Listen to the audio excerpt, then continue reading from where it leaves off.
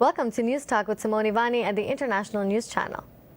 A new research report conducted by Pew Research Center is focusing on India's population and revolves around religious identity, nationalism, and religious tolerance. The report, which is based on just under 30,000 interviews with Indian adults, was conducted between 2019 and 2020. It was conducted in 17 languages and covers nearly all of India's 28 states and 8 union territories.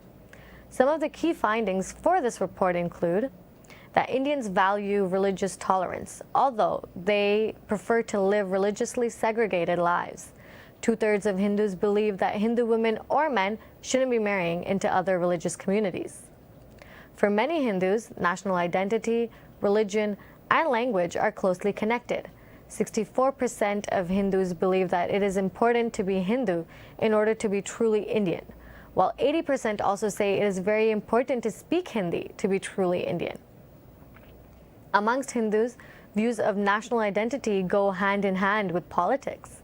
The ruling Bharatiya Janata Party has great support from Hindus who closely associate their religious identity and the Hindi language with being truly Indian. To discuss this survey and their findings, we are joined by Suhag Shukla. Suhag Shukla is the co-founder and executive director at Hindu American Foundation. She has a BA in religion and JD from the University of Florida. She's a strong advocate of human rights and religious freedom. Thank you for joining us today, Suhag. Thank you for having me. Right off the bat, I guess I want to ask you, was there any findings in the research study that surprised you? Oh, a lot. You know, it's, I think, 233 pages, so there's a lot to digest. And you know, the thing about statistics is that you can do a quick read through, but then how do different statistics maybe inform other statistics? So oftentimes these surveys require a first read, a second read, sometimes even a third read.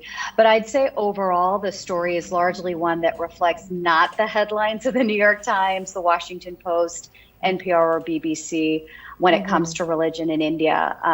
It reflects far more the stories that I've experienced on my frequent visits back, as well as the experiences of my friends and family who live there. To me, India has always been a country where religious pluralism and diversity and side-by-side coexistence is a way of life, and that's exactly what I think the Pew Research survey has found. They describe it as a patchwork. And I think that that's a very apt description of interreligious relations in India. The study found that while majority of Indians across all 6 major religious groups valued religious tolerance, the majority of individuals interviewed also advocated for segregation based on religious lines and advocated against interfaith marriage.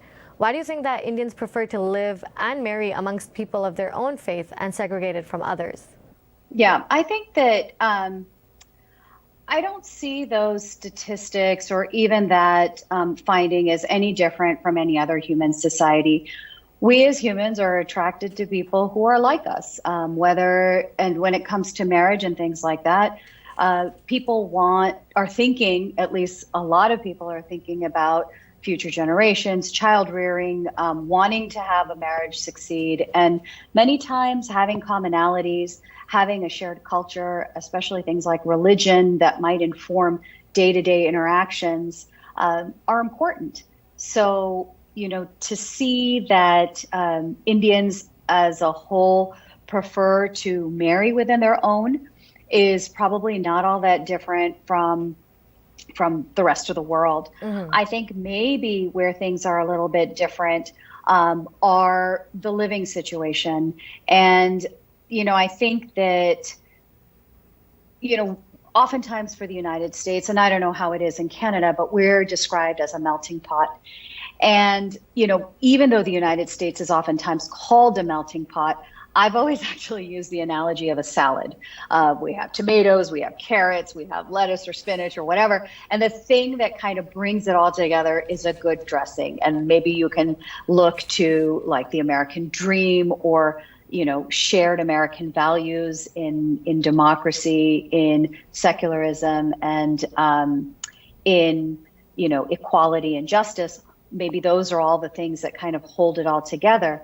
So in that sense, in the United States, sure, people say melting pot, but we do have our little Italies. We do have our Chinatowns and little Korea, little Saigon, Greek town. I mean, so many examples of where people have built communities and chosen to live together amongst their own. So, maybe we see that in maybe it appears more exaggerated in India, but I think we need to keep in context that it's, first of all, a far older civilization as opposed to, say, the United States. Second is geographically, you're looking at a far more densely populated region. So, whether the Western melting pot formula is a one size fits all, I would challenge that presumption. So even a word like segregation, I think, carries a lot of judgment with it. And Pew Research does value itself or pride itself on being nonpartisan. So in some sense, that word, maybe if you're just looking at it as a word, isn't that loaded, but I think in the context of the United States, it certainly has, because this country has had a long history of segregation, specifically impacting the African American community. That said, I think that if this side-by-side living in India is happening as a result of mutual preference, out of mutual respect, and coming from a place of preference as opposed to, say, prejudice and discrimination, I think that just shows us that's what's worked in India. And I think that we find that model actually far more across the globe, where you have multi-ethnic and multi-religious societies living side by side. Mm-hmm. So in your opinion, you would say that religious tolerance and religious-based segregation can exist simultaneously? I mean, I think we see it in India, in that sense that there, on the whole, you saw that. I think I can pull up the percentages exactly, but it was something like 80% of every religious community in India saying that they're free to practice religion, and the difference between Hindus and Muslims was just 2 percentage points. 80% said across religions that respecting other religions is important in general, and 84% of all Indians said that respecting other religions is very important to being Indian. And 65% of both Hindus and Muslims reported or responded that communal violence does occur, and it's a big that if communal violence occurs, that it's a big concern. So I think looking at all of these statistics together, again, to my first point, that we have to look at how a lot of these questions might be interrelated. And where you have a story where the vast majority of people personally value respecting other religions, as a whole, for a healthy Indian society, value respecting other religions, I think that all of those things need to be looked at holistically. So speaking of percentages, I'm going to just ask you a couple of questions that are based on the study itself. So another thing that we found from the study was that India's caste system continues to fracture society. So for example, 70% of Indians said that most or all of their friends share their same caste. 64% of Indians say it is very important to stop women from their respective communities from marrying into other castes. And 62% said that it is very important to stop men from doing the same. So what do you think about that? So, I have read those sections, and I think that there's a larger story to be told there. Caste is one of these things that, in the Indian context, it's a legal fiction in terms of its, at least the way the survey asked the questions, in terms of distinguishing between scheduled castes, scheduled tribes, and other backward castes, and then what they categorized as general castes.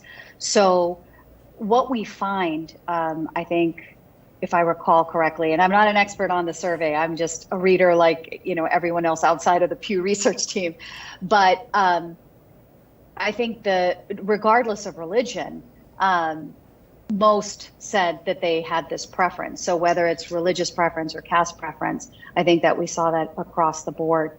I I think that what a lot of Westerners may not know is that a lot of the traditions, that each community or caste, whatever we want to call it, have sometimes shared origin legends, have shared histories, have shared deity traditions, might have certain festivals and rites that they celebrate. And they might have a shared occupation. I mean, there's a number of things that might kind of provide a cohesiveness within the larger religious identity that's more community-based. So I suppose that's not surprising. I think what's important to also note that 80% of all Indians, regardless of their caste, reported that they had not personally faced discrimination based on caste in the year prior to taking the survey. So again, I think that we could probably do a deeper dive into the findings, but what exactly caste is outside of these, two kind of broad categories of the administrative designations and general, we don't really kind of get an idea from the survey. From that, yeah. Speaking of sharing, despite the differences between Hindus, Muslims, Christians, Sikhs, Buddhists, and Jains, this report found that there were also some shared religious practices and beliefs. These included wearing a bindi amongst Sikh, Christian, and Hindu women, and the belief in karma amongst Muslim, Hindu, and Christians. Moreover, 7% of Indian Hindus celebrate Eid and 17% celebrate Christmas. So in your opinion, what does this say about Indian society? I think it says exactly what I've seen. I'll tell you a story of my husband's ancestral town. My in-laws had the honor of housing the local goddess, the Murti, in their home while a new temple was being constructed. Oh, wow. And their house helper, who happened to be Muslim, took on the same vrat that my aunt-in-law did, because she had such deep devotion for the goddess. Another story is in my father's ancestral town. I was born and raised in the United States, but recently we had a chance as a family to go back, and our family sponsors a Ayurvedic dental tooth removal camp. And so the camp was hosted in the local temple, and you saw lining up the town's Christians and Muslims to not only have this treatment done, which was there as a service for the community for anyone who had dental ailments and didn't have necessarily the means to take care of them. But I also noticed that as they entered, there was a little bit of a bowing because we were in a temple, immense respect given to the space. And a third story I'll give is in my mother's ancestral village, for instance, when there's a marriage procession for either of the communities, the band kind of quiets down as they're going past one another's houses of worship. So syncretism and side-by-side peaceful coexistence, I think, has been the story of India largely. That's not to deny that there are incidents of tension and violence. But I really did find very surprising some of the statistics. Indian Christians, 54% believing in karma, 29% believing in reincarnation. And Muslims, as you mentioned, 77%. That was even with Hindus believing in karma, 27% believing in reincarnation. So I think they reflect what so many of us see on our visits back, or for people who live there. Well, I've lived here most of my life, and I feel like I only hear stories like these from people like you who have been there and are kind of helping around. I haven't been back in a very long time, so thank you for sharing those. That actually makes my heart very happy. To even just to hear things that, like, people are doing that, and Indian society is still it's still moving forward. I think so. The media coverage, especially in the last couple of years, has been just so vitriolic. And, I know that oftentimes people say that good news isn't news and only bad news makes the headlines and allows people to read. But I think there's a big difference here. There's a matter of accuracy that we have not been seeing. And, when you have political polarization coming to heads with mistrust of the media. I think the only things that get harmed are us as citizens and democracy as a viable governing structure. We have to have accurate information. We have to have trust in our media that they are speaking truth to power. And so I hope that we see more coverage of this Pew Research survey, or at least the survey results informing how the story of India is told. You mentioned melting pot earlier. So the report stated, and I quote, while people in some countries may aspire to create a melting pot of different religious identities, many Indians seem to prefer a country more like a patchwork fabric with clear lines between groups. What do you think are the benefits of a country which is more like patchwork fabric versus about a country which is more like a melting pot? You know, I think that we really need to look at the histories, the cultural context of any country. As an American, I have seen my own government going to other countries and trying to force fit an American brand of democracy or an American brand of, coexistence on places where it may not necessarily fit. So I think it's incumbent upon local communities to figure out what works for them, because at the end of the day, they're the ones who are either going to benefit from it or pay the price. Speaking of an overall general thing, do you think that this study, which is dealing with religions in India, was needed? That's a judgment call that I haven't really thought about. I think that information like this is important for us to have because data should be driving policy. Data should be driving diplomacy. And data, I think, is helpful in also meeting the needs of our societies. We need to have governments that are responsive, especially a democracy, is responsive to the needs and desires of its population. Now, surveys can also be rife with problems. How are the questions asked, for instance, and especially for something as complex as religion?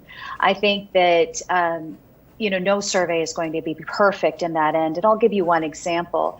The question on yoga, for instance, I think other surveys have found that 11% of Americans practice yoga. Now, when we're looking at that sort of statistic, what people are thinking of yoga is just asana. And asana alone is not yoga. This is something that the Hindu American Foundation has been at the forefront of in terms of educating the global public about what yoga is. Yoga is a spiritual discipline that might be a path of service, that might be a path of devotion, it might be a path of knowledge seeking, or it might be a path of meditation. And so yoga is not just something that happens on the mat. So when you have questions like, do you practice asana?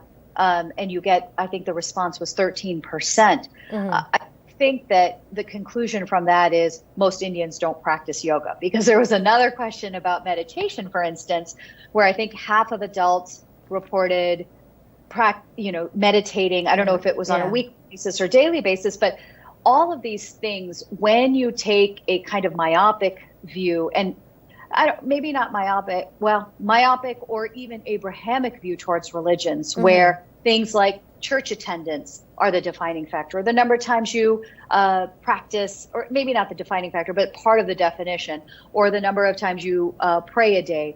Those types of questions are ill-fitted, I think, for the dharmic traditions that tend to be more open, that have so much inherent diversity and religious freedom in terms of leaving it to the individual on how they're going to live out their spiritual life. So speaking of these questions, if you were to personally conduct some sort of, or this kind of similar study, what kind of questions would you ask? Or would you have framed them differently? Would you have asked more questions or additional questions?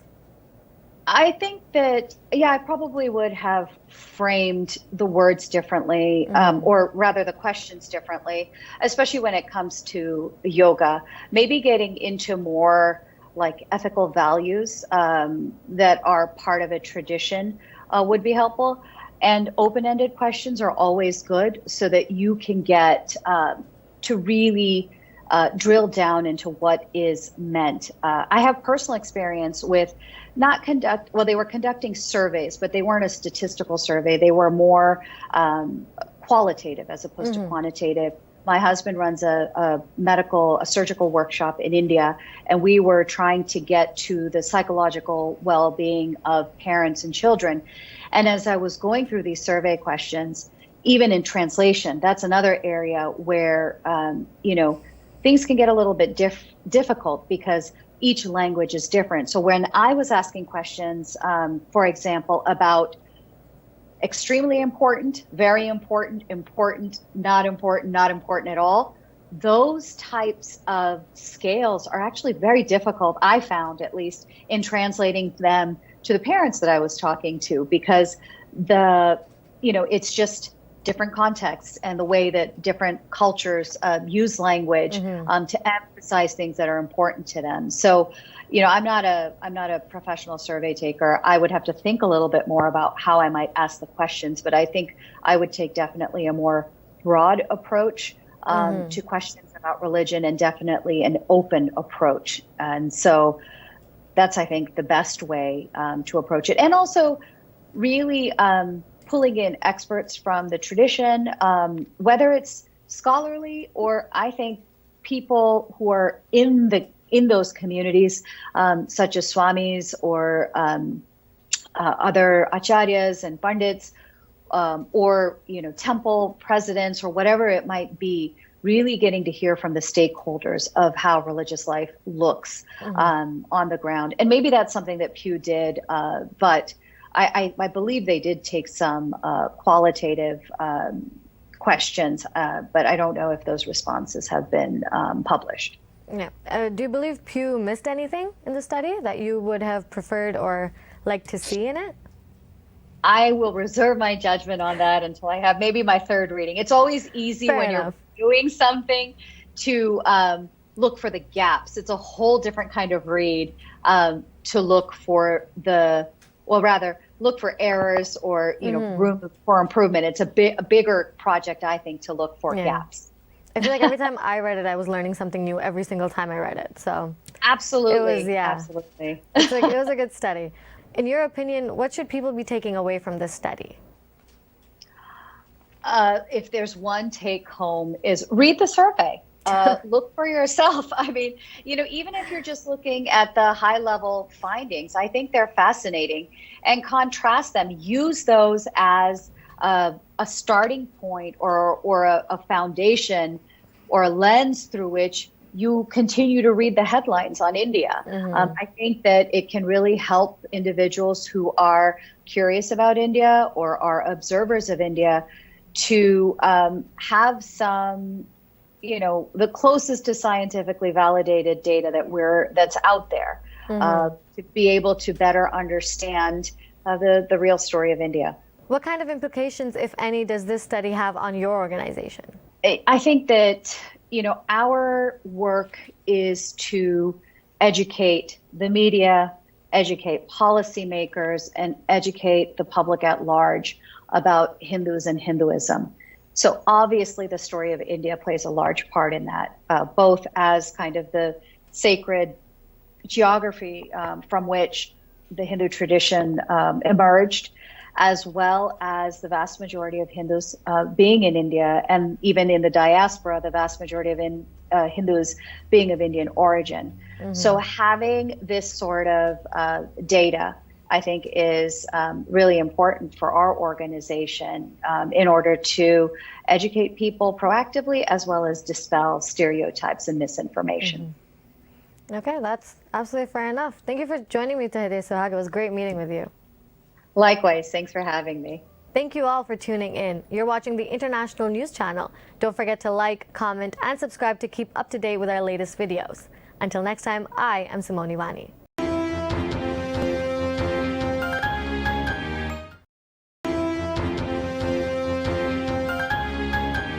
Welcome to News Talk with Simone Ivani at the International News Channel. Jammu and Kashmir is experiencing a new wave of violence. Bihari Hindus, native Pandits, and Sikhs are being targeted and killed in the valley as terrorism in the state rises. The not-so-coincidence of chosen targets being from states other than Kashmir indicates that the goal of the terrorists is to drive non-locals out and build a native, Kashmiri, resident-only state. Similarly, there's ongoing religious unrest in Bangladesh and West Bengal, with many Hindus being targeted and killed amidst Durga Puja. During the celebrations, Hindu temples were vandalized and many Bengali Hindus killed and injured at the hands of anti-Hindu Muslims. The Hindu diaspora in Canada, USA, and across the globe has expressed high levels of concern in relation to these incidents. I am joined with Canadian Kashmiri Pandit Vidya Bhushandhar and another community activist, Darshan Maharaja. Welcome to the both of you. So Vidyaji, starting from you, how concerned are you about the recent wave of violence against non-Kashmiris in Jammu and Kashmir? Thank you very much for giving me this opportunity to be on TAC TV once again after a long time. My namaskars to everybody. Well, any human being will be concerned about what's happening in Jammu and Kashmir at the moment. But it's a selective killing of a particular community, Hindu community. Yeah. And we are not basically surprised to see this, because the seeds of this were sown the moment a country called Pakistan was created. I mean, I put it this way, still drenched in amniotic fluids, and the country which was just like delivered started attacking another country. I'm talking about 22nd October 1947, when Pakistan used Pashtun militia to attack Kashmir. And the details are very gory. For example, they pillaged places like Baramulla and Uri. Baramulla was a town which was basically 11,000 people were the population of the town. They reduced it to 3,000 people in a span of 4 days. Rape was used as a war tool. So this is what has happened with a country, with a rogue country, started from the day it was produced or delivered. Illegitimately, probably, that's what I will say. And probably I will also go to a little bit back in the history, like what happened in 1990 with the Hindus or the minorities in Kashmir. We were given 3 options, and I'll say it in Kashmiri: Saliu, Galiu, ya Reliu. Either you embrace Islam, or you leave the place, or we'll kill you. And 500,000 people had to move, basically. The original aborigines of Kashmir Valley were the Kashmiri Hindus who survived 7 similar exoduses before this. Why I'm saying 7, 1990 was the 7th one, and what is happening currently is the 8th exodus now. So we talk about genocide. Genocide is a word which is generally used with Jews and all, but it happened once. With us, it's happening continuously. Ours is a continuous genocide for the last 500 years since militant Islam landed in Kashmir. So there was a time when 11 families were reduced in Kashmir Valley. That was in 1385 under Sikandar the iconoclast.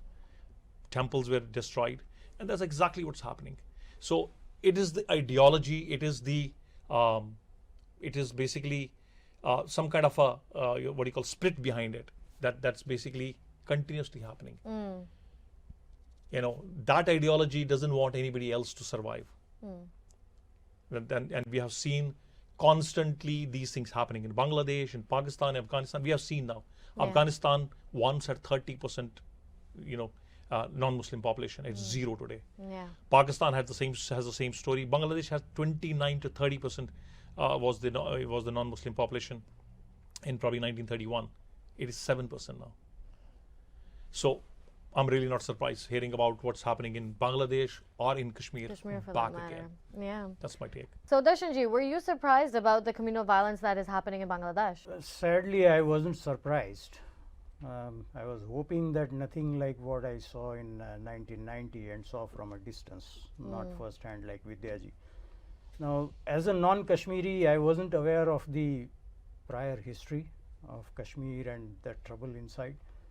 But then by 1990, when it happened, I was old enough to understand, and I was looking at all the reports, including press and TV and all, and I was kind of left aghast because rest of India, there was a completely different culture which was very syncretic of all religions, not just between Hindus and Muslims, but of all religions. There was a syncretic culture, and this reminds me of YouTube video that I came across recently, where Ustad Vilayat Khan and Ustad Bismillah Khan, they were having a jugalbandi of sitar and shahnai, but they were so much into it that both of them started singing as well, and they are excellent singers or were.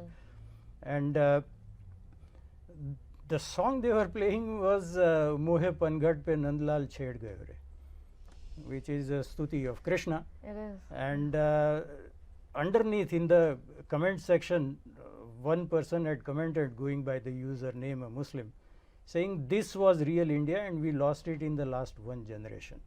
So the experience in the rest of India versus the experience of Kashmiris is completely different. As Vidyaji said, this was the 7th at the time invasion, if you can call it that. That took place, and it took me by surprise, but this time sadly there is no surprise, to answer your question. No. And Well, I'll add something to it Yeah, here, please. basically. Why there's a surprise? Because India basically was basically divided in 1947 on the basis of religion. Now, the difference between what happened in Kashmir and what happened outside Kashmir was because of the population balance. Kashmir was the only state in the entire India which had 90% population of Muslims. Kashmir itself. But if you look at the J&K state as a whole, but still we're talking about 60 to 70% Muslims living in there. So the government was basically theirs. The control was there. And then on top of that, we had those draconian articles like 370 and 35A, which basically never, in actuality, basically had a real merger of Kashmir with the mainstream India. Or further matter of fact, Indians. Darshanji was not able to buy a piece of land in Kashmir, even if any Kashmiri can basically buy a piece of land anywhere in India. yeah. So there was a stepmotherly treatment. There were stupid laws which were anti-human, anti-woman, anti-LGBTQ, Dalit. They were like, there's a whole story behind it. And I'll share one story with the please. viewers here. That there was a community basically which was a Valmiki community which was basically bought from Amritsar to Kashmir. So basically it was like a job offer for them. Okay. But because we had a state subject issue in Kashmir. So when I was, before Article 335A and 370 was repealed, I had actually 2 citizenships, or rather we can say 3.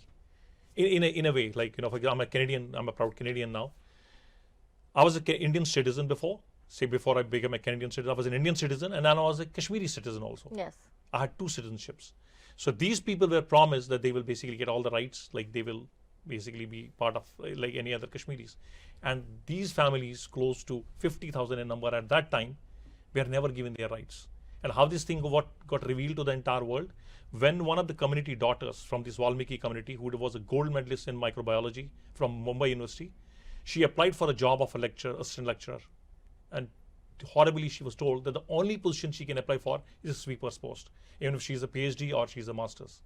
That was the law in Kashmir. Because she didn't have Because she didn't have the state subject. If a Kashmiri girl, anybody, whether she's a Muslim or a Hindu or a Sikh girl, if she marries an Indian, she loses her citizenship of Kashmir. She can't inherit her father's property. Whereas if a Kashmiri girl marries a Pakistani, that Pakistani becomes a Kashmiri citizen. So you can imagine what this country endured for 70 years. Is that still? No, it's not. Not After anymore, the repulsion right? of They Article repelled 35A it, and correct, 370, you see, the previous governments never had the gall or the spine basically to repeal these inhuman laws. So what do you think is triggering or fueling these crimes, hate crimes for that matter, in both Jammu and Kashmir and Bangladesh for that matter? You said this is the 8th time. This is the 8th Eighth time. So what's the pattern that you guys are seeing? Well, what I'm seeing is the expansion of the idea that a country can be founded on the basis of religion. Okay. I have spoken to many people from Pakistan who are Canadians now, and even they are kind of uncomfortable with this idea. Now, it has happened twice, once in the case of Israel and the other in the case of Pakistan. And going by the events that regularly happen in both countries, neither is at peace. So they have concluded now, because they are from one of those countries, I give their opinion more credence than mine, because mine is based on observation, theirs is based on experience. So they are saying that if you establish a country in the name of religion, then wherever that religion exists, there becomes a ground for the establishment of a country for that religion.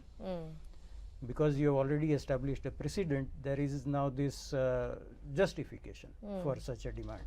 And because Kashmir is directly adjacent to Pakistan, it becomes a matter of mere expansion across the border. You are not talking about a faraway country where it becomes more difficult. Yeah. So they are saying that this is basically just, one friend used the word irredentist, which means spilling over the boundary and occupying adjacent geography.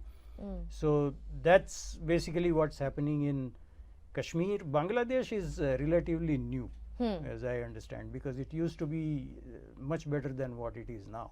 Yeah. So now there is more religious based violence, specifically against Hindus, and that is I think part of the rise of global Islamist movement. It has spread to Bangladesh also, unfortunately, which has always had a very peaceful culture. So that's the unfortunate part here, but Kashmir is part of a pattern. Well, I mean, there's a little, differently our look at it, particularly Kashmir. So what has happened in Kashmir in the last 2 years since the repulsion of Article 370? The current regime, the current government is basically making or paving way for the Hindus for a Garvapsi, or what we call the homecoming. Okay, so there have been many attempts by the previous governments also, but they were like basically all lip services.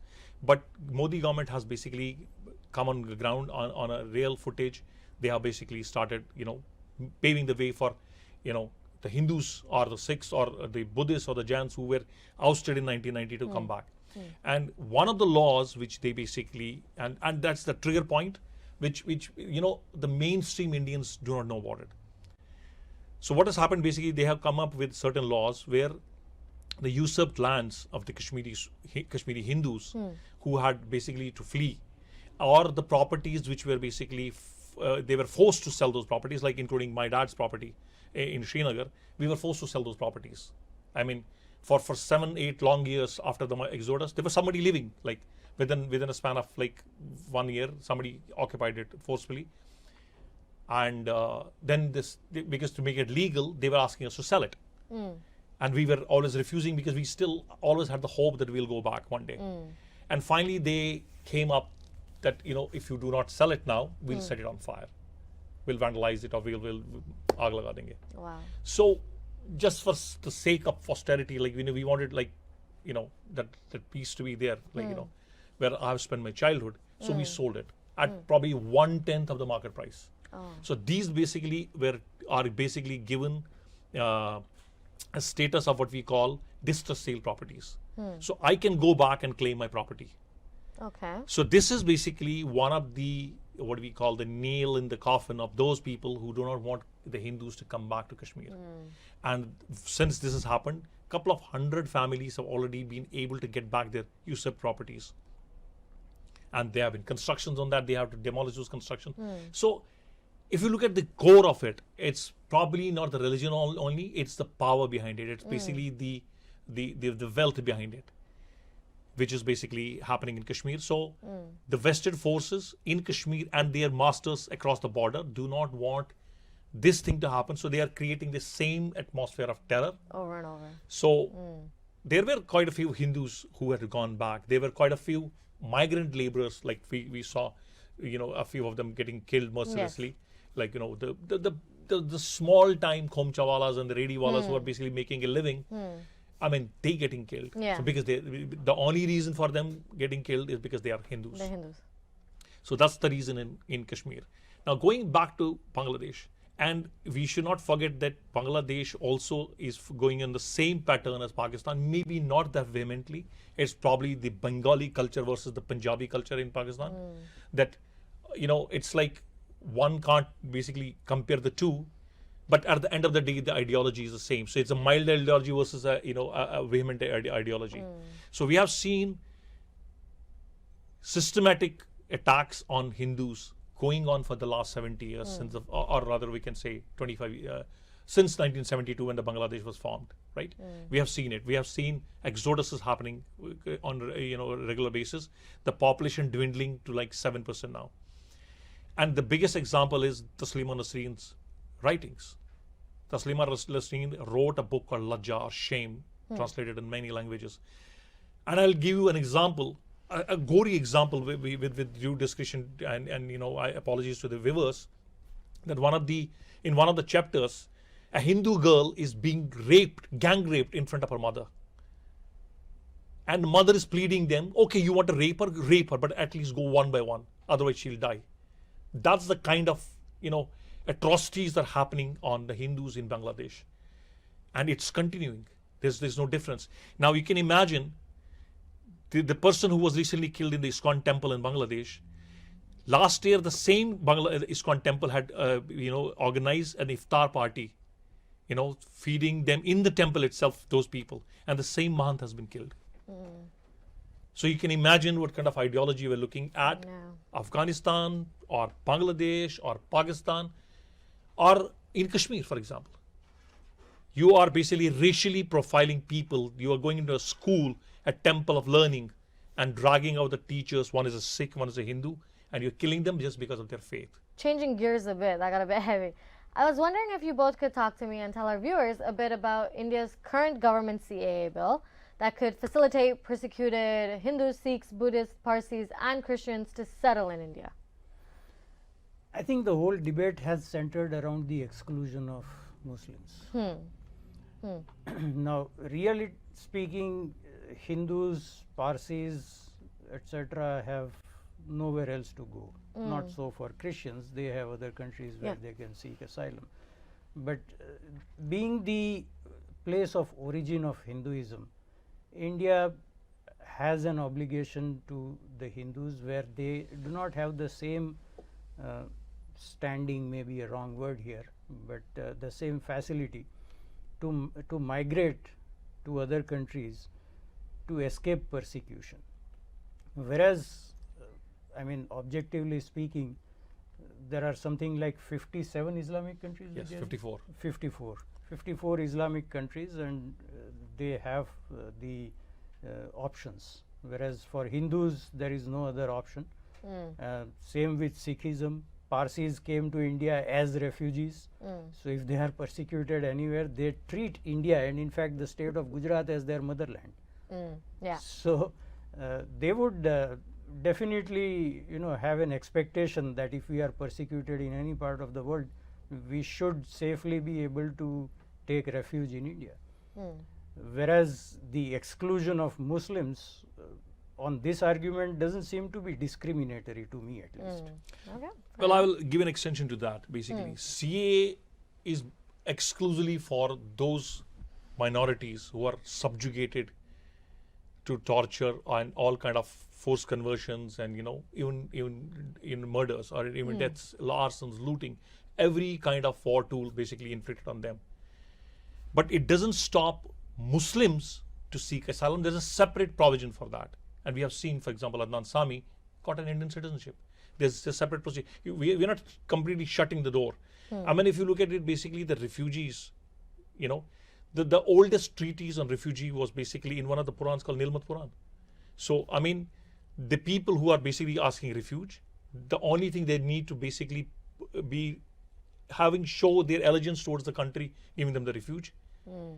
And then you can basically, if you see, India has been the only country in the world where every persecuted community has got refuge, whether it's the Prophet's family at the time of Raja Dahir. It is basically the Polish, the Jews who were basically given refuge by Maharaja of Jamnagar, or it is basically the Parsis from Iran. India has been a land where every subjugated people got refuge, and they amalgamated with the population. Now I have a different take here. It's nothing to do with CAA. It's my thinking. If we look at the minorities in India, Sikhs, Parsis, Jains, Buddhists, they never had any problem in it. They just amalgamated. Jains, for example, the most educated community in the country is Jains. The community which holds 20% of India's business empire is basically the Parsis. So CAA again is not for all the Pakistani or Afghani or Bangladeshi Hindus. It is only for those people who already are in India, because canards were spread about that, people will lose their citizenship, and every Hindu will be landing in Kashmir, in India, and but it's not. The CAA stipulates basically only those people who came to India, who landed in India by a certain time, and who are already in India, not the people who are in Pakistan or other countries. Other countries. That's what so the clarity of thought has to be there.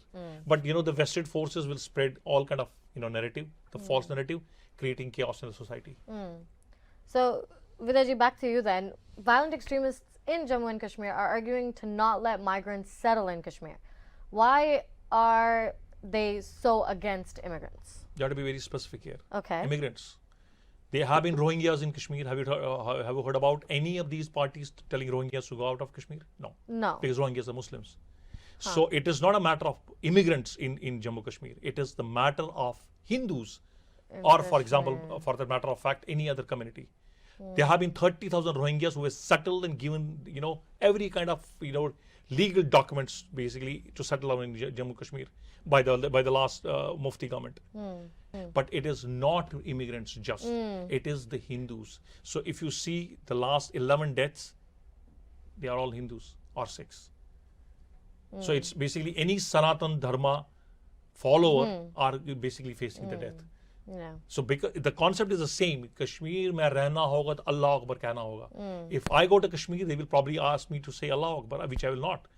I do believe Allah is great, but you cannot Not force in me that- to say that. yeah. I do acknowledge that every force who controls this world is great. Every Bhagwan, every Khuda, every Allah is great.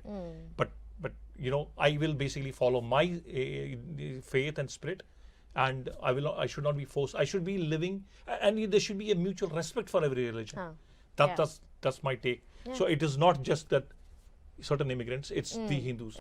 So Darshanji, which direction do you see this violence heading towards? Unfortunately, I see it continuing. There are periods of lull, but then it re-erupts. Because this is, a movement that is based on a supremacist idea does not stop until it either attains its objective or it is extinguished altogether. And this movement cannot be extinguished by external forces. It can only be done by internal realization by people that this is not a thing to do. We have been living in this land for centuries together. We have had amicable friendships with people of all communities. There were Sikhs also in Jammu and Kashmir. There were Hindus, there were Muslims. On the other side in Ladakh, you have Buddhists also. So once it comes from the inside, now what force brings on that realization on a mass scale is something for social theorists to answer. But I see this continuing. If it dies down in the short term, we should not assume that it has ended. It's just waiting for a next time to erupt. So I have a little different take again on that. Yeah, Basically, it's a please. wishful thinking. Basically, that something might happen. Nothing happened in the last 500 years. Are we basically waiting for another 500 years? Probably not. So for me, my faith greater than your faith, as long as that kind of an ideology stays, nothing is going to change. Now it is the government of India's take. It is the onus on the government of India to take drastic measures. Personally, I got a lot of Pakistani friends and nothing against them. I mean, they are great people. They love cricket like I do. They love music like I do. They eat probably the same food which I do. But I will say they are basically what we call in Urdu yargmal. They're basically hostages to a certain ideology. And they need to basically, rise to the, at this level and talk about their regime. Unfortunately, like what I always say, that every country has an army.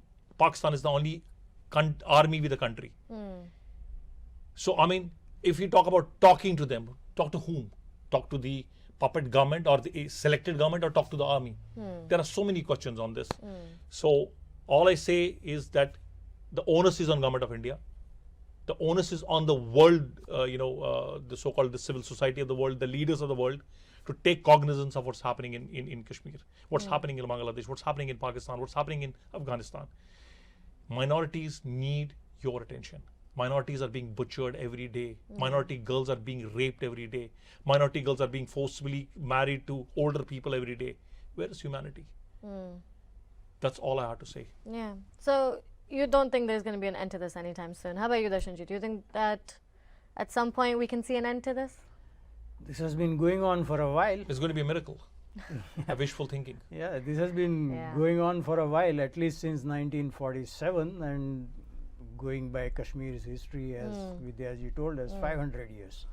So expecting, it to end soon, again, as Vidyaji said, is going to require a globally concerted effort, which wasn't there until very recently. That has become. And in today's connected world, in the world of social media, people are cognizant of like what's happening in Kashmir. Like when we left, we completely left unsung, unheard.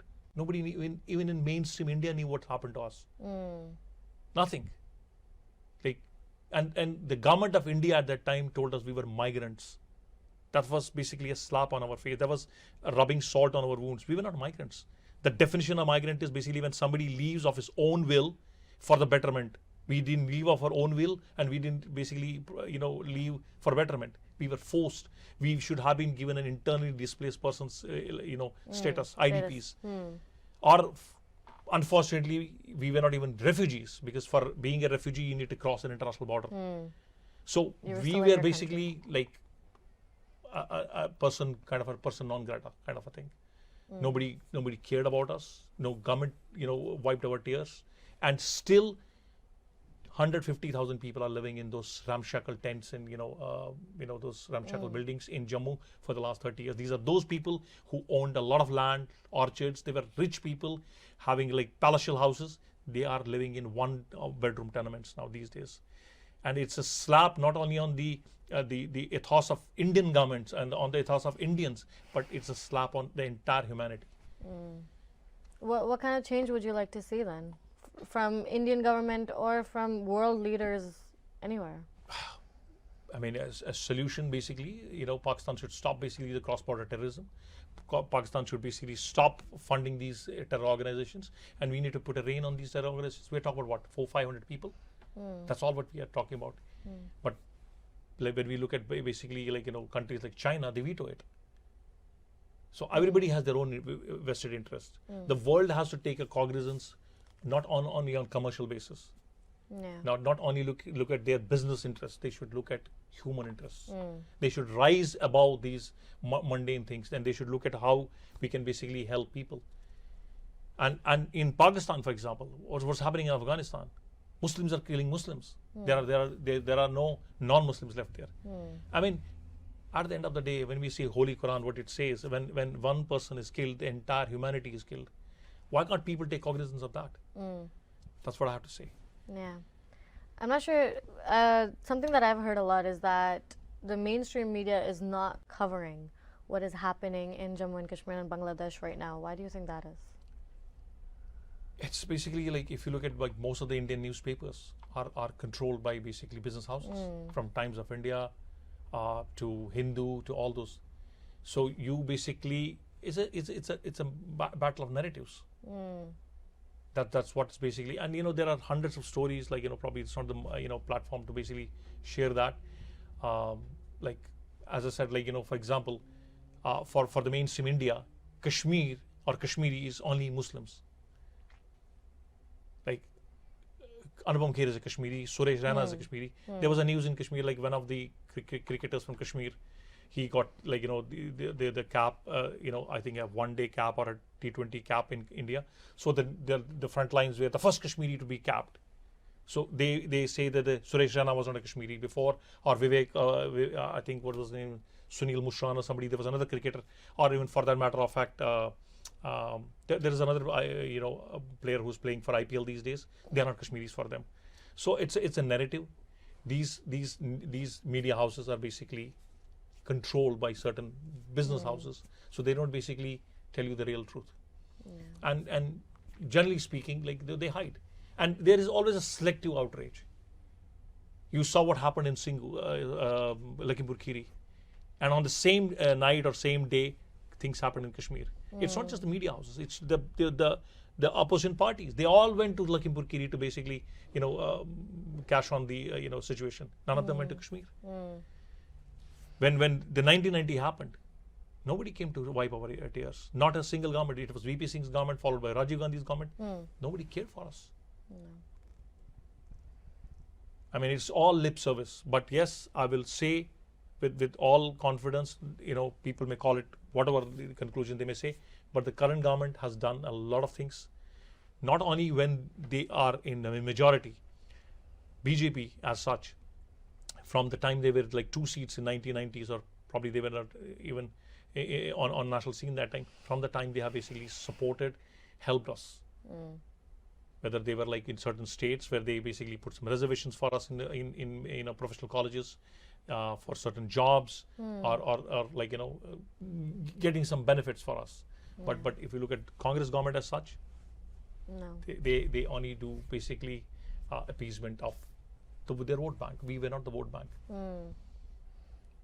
Darshanji, any final thoughts? Well, let's hope at least that this violence dies down, and this time it dies down for good rather than just as a lull before the next eruption. Yeah. No, that's fair enough. And I want to thank you both for joining me. That was absolutely great. Thank you. Thank you.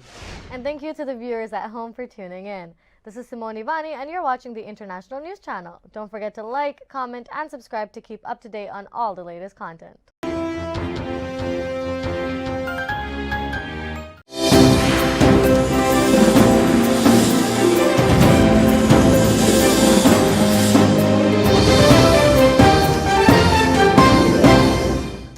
The Padma Awards are one of the highest civilian awards of India and are conferred in 3 categories: Padma Vibhushan, Padma Bhushan, and Padma Shri. The Padma Awards were instituted in 1954. Except for brief interruptions during the years 1997 to 1980 and 1993 to 1997, these awards have been announced every year on the Republic Day of India. The award is given in 3 categories: Padma Vibhushan, Padma Bhushan, and Padma Shri. Padma Vibhushan is of the 2nd highest civilian award in India and is awarded for exceptional and distinguished service. Padma Bhushan is awarded for distinguished service of a high order. Padma Bhushan is the 3rd highest civilian award in India, awarded for distinguished service of a high order. Padma Shri is for distinguished service and is the 4th highest civilian award in India, awarded for distinguished service in any field. Bharat Ratna is the highest civilian award in India. One of the awardees is an Indo-Canadian business tycoon, Prem Watsa. Mr. Watsa is an Indo-Canadian billionaire businessman who is the founder, chairman, and chief executive of Fairfax Financial Holdings, based in Toronto. He has been called the Canadian Warren Buffett. Some of the highest civilian honors in India, the Padma Awards, were conferred on 119 recipients in 2021. A ceremony to honor the awardees could not be held in 2020 due to the COVID-19 pandemic. The Government of India held 4 separate ceremonies at the Rashtrapati Bhavan on November 8th and November 9th to honor recipients of the Padma Awards. President Ramnath Kovind conferred the Padma Awards to shuttler P.V. Sindhu, footballer Oinam Bembem Devi, singer Pandit Chanalal Mishra, and journalist Lalbiak Tanga Pachau, among others. The list comprises 7 Padma Vibhushan, 10 Padma Bhushan, and 102 Padma Shri awardees. 16 awards have been conferred posthumously. The list of awardees includes 29 women and 1 female-identifying member of the trans community. A ceremony to honor the Padma awardees could not be held in 2020 and was delayed in 2021 due to the COVID-19 pandemic. Prime Minister of India Narendra Modi, Home Minister Amit Shah, and other BJP leaders graced the ceremony. 29 awards were given in the field of arts, 25 in literature and education, 13 in medicine, 20 in social work services, 8 in science and engineering, 6 in sports, 9 in trade and industry, 2 in public affairs, and the rest in other areas of craft trade. The Padma Awards 2021 were also awarded in the education sector. Former External Affairs Minister Sushma Swaraj was awarded the Padma Vibhushan posthumously. The award was presented by President Ram Nath Kovind to her daughter, Bansuri Swaraj, at the ceremony held in Delhi. Star badminton player PV Sindhu and women's hockey team captain Rani Rampal were conferred the Padma Shri Award by President Ram Nath Kovind.